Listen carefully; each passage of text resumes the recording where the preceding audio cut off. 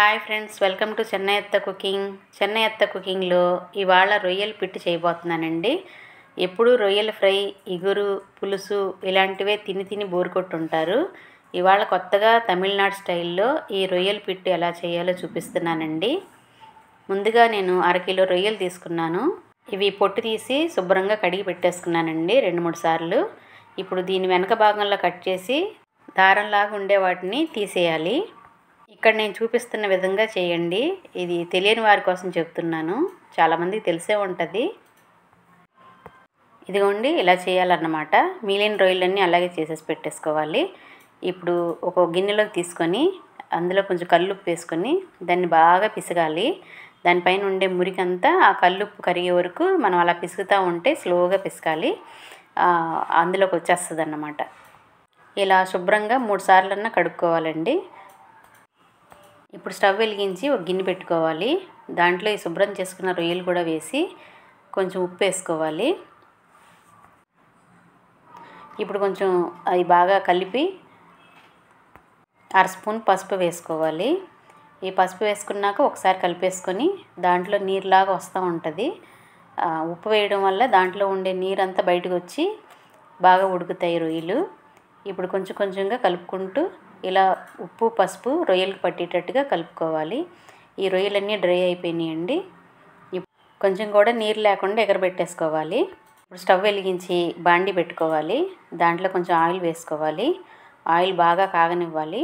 దాంట్లో కొంచెం 1/2 స్పూన్ ఆవాలు వేసుకొని అది కొంచెం చిట్టపట్టలాడే వరకు ఉంచి దాంట్లో కొంచెం జీలకర్ర, కొంచెం మినపప్పు వేసుకొని అవి దోరగా వేయించుకోవాలి. ఇప్పుడు కట్ చేసి పెట్టుకున్న ఆనియన్స్ ఒక మీడియం సైజు 5 తీసుకున్నాను నేను. దీంట్లో ఆనియన్స్ ఎంత ఎక్కువ వేసినా బాగానే ఉంటుందండి. నేను మీడియం సైజు 5 అయితే తీసుకున్నాను. ఇలా ముక్కలు బాగా బ్రౌన్ కలర్ వచ్చే వరకు వేయించుకోవాలి. దాంట్లో 2 పచ్చిమిరపకాయలు కూడా వేసుకోవాలి చీల్చుకొని. ఇది ఈలోగా సిమ్లో వేగుతూ ఉంటుంది. ఈలోగా అల్లం వెల్లుల్లి పేస్ట్ రోట్లో దంచుకుంటున్నాను నేను. ఇప్పుడు 5-6 వెల్లుల్లి రేకలు తీసుకొని అందులో వేసి బాగా దంచి పెట్టుకోవాలి. ఇప్పుడు కొంచెం అల్లం ముక్కలు కూడా వేసి బాగా దంచుకోవాలి. ఇది మెత్తగా అయ్యే వరకు దంచుకుంటూ పేస్ట్లా చేసుకోవాలి. దీన్ని తీసి పక్కన పెట్టేసుకోవాలి. ఇప్పుడు ఉల్లిపాయలని బాగా కలుపుకొని దోరగా వేయించుకోవాలి. ఇప్పుడు ఉల్లిపాయలు వేగిపోయాక ముందుగా దంచి పెట్టుకున్న అల్లం వెల్లుల్లి పేస్ట్ కూడా దాంట్లో వేసి ఒకసారి ఉల్లిపాయల్లో కలిసేటట్టుగా బాగా కలుపుకోవాలి. ఈ అల్లం వెల్లుల్లి పేస్ట్ వేయడం వలన అడుగు పట్టే అవకాశం ఉంటుందండి. దానికోసం 1/2 స్పూన్ ఉప్పు వేసుకోవాలి. ఇందాక రొయ్యలు ఉడికించేటప్పుడు 1/2 స్పూన్ వేసుకున్నాము. ఇప్పుడు మళ్ళీ 1/2 స్పూన్ వేసుకున్నాము. ఒకసారి ఎక్కువ వేసుకోకూడదండి.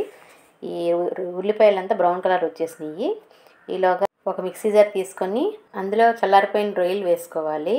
ఉప్పు పసుపు వేసుకొని వాటిని ఉడకపెట్టుకున్నాం కదండి, వాటిని అందులో వేసి కోర్స్గా మిక్సీ చేసుకోవాలి. ఇదిగోండి, ఇలా చేసుకుంటే సరిపోతుంది. ఇప్పుడు వేగుతూ ఉన్న ఉల్లిపాయల్లో ఈ మిక్సీ చేసుకున్న రొయ్యలు పుట్టుని దాంట్లో వేసుకోవాలి. ఇది రొయ్యల్లో బాగా కలిసేటట్టు కలిపేసుకోవాలి. బాగా లో ఫ్లేమ్లో పెట్టుకొని ఇదంతా చేయాలండి, లేదంటే ఊరికే అడుగు పట్టేస్తుంది, చాలా తొందరగా అడుగు పట్టేస్తుంది. ఇప్పుడు ఇది బాగా కలిసిపోయిందండి. దీంట్లో ఒక 1/2 స్పూన్ పసుపు, 1 స్పూన్ కారం వేసుకోవాలి. ఇదంతా బాగా వేయించుకోవాలి. ఇది బాగా వేగే వరకు సిమ్లోనే పెట్టుకొని వేయించుకుంటూ బాగా కలుపుకుంటూ ఉండాలి. ఈ రొయ్యలు ఉల్లిపాయలు బాగా కలిసిపోయాక దాంట్లో కొంచెం కరివేపాకు వేసుకోవాలి. ఇప్పుడు కరివేపాకు కూడా బాగా వేగిపోవాలండి. ఇప్పుడు కొంచెం కట్ చేసి పెట్టుకున్న కొత్తిమీర దాంట్లో వేసుకోవాలి. కొత్తిమీరను కూడా బాగా కలిసేటట్టు వేయించుకోవాలి. అంతేనండి, రొయ్యల పిట్టు రెడీ అయిపోయింది. దీన్ని సర్వింగ్ బౌల్లో తీసుకుందాం. ఈ వీడియో కనుక మీకు నచ్చినట్లయితే లైక్ చేయండి, షేర్ చేయండి, సబ్స్క్రైబ్ చేయండి. Thanks for watching.